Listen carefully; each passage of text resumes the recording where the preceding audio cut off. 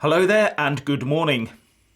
You know that Theresa May's deal is dead in the water when all the news surrounding Brexit is not on how we negotiate with the EU once her withdrawal agreement is voted through Parliament, but instead the news is dominated by what will happen when her deal gets rejected by possibly the largest voting margin in parliamentary history. It's almost forgotten that the House of Commons is currently engaged in a debate on the withdrawal agreement that will culminate in the so-called meaningful vote next Tuesday.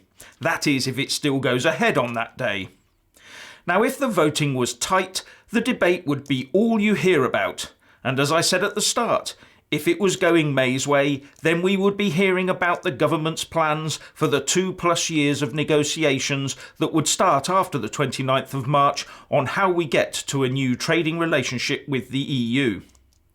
The withdrawal agreement debate in the Commons has already gone on for 3 days, and there is only Monday and Tuesday left.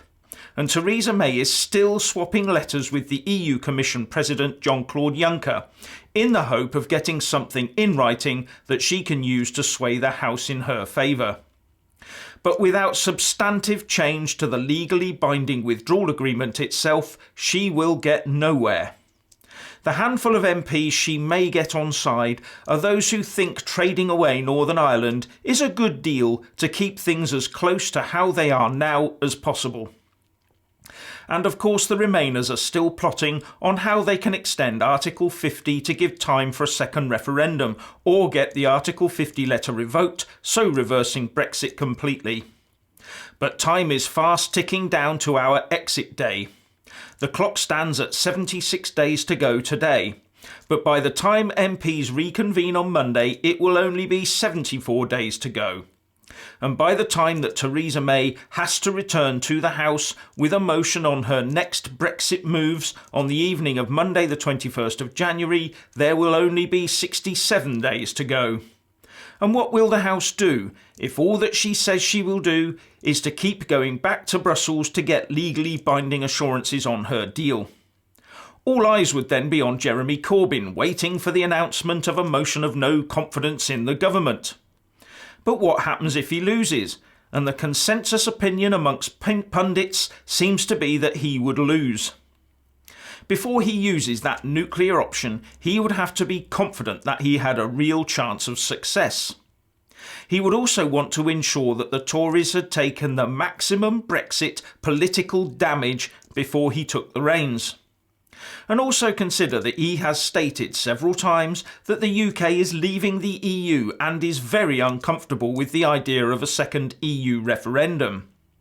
So, if Corbyn is truly thinking this way, would he not wait until our leaving the EU was as certain as it could be before he makes his move?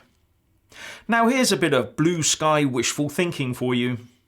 Instead of viewing the UK political landscape as all about a Brexit endgame, maybe it's already beginning to shift towards the opening moves of post-WTO Brexit UK politics. While some backward-looking reactionary people scrabble about trying to salvage the unsalvageable, maybe the two generals are now looking at it in a different way and deciding on how best to put it to the public that they are the best person with the vision to make the most of a WTO exit from the EU and take the UK out into the wider world in prosperity. For both May and Corbyn, a WTO exit would totally lance the EU boil that has festered on both their parties' backsides for decades.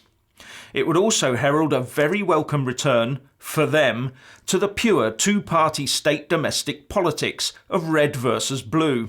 There would be no EU angle to distract them. A clean WTO Brexit would force the Tories and Labour to coalesce around their own individual party beliefs at both party and wider support levels. It would also force all politicians to formulate policies, however different they were, that are totally UK-centred and without the need to run off to Brussels to have them signed off. Wouldn't all that sound attractive to you were you a political party leader? Just a thought. Anyway, what do you think? Please leave a comment below and thank you for watching.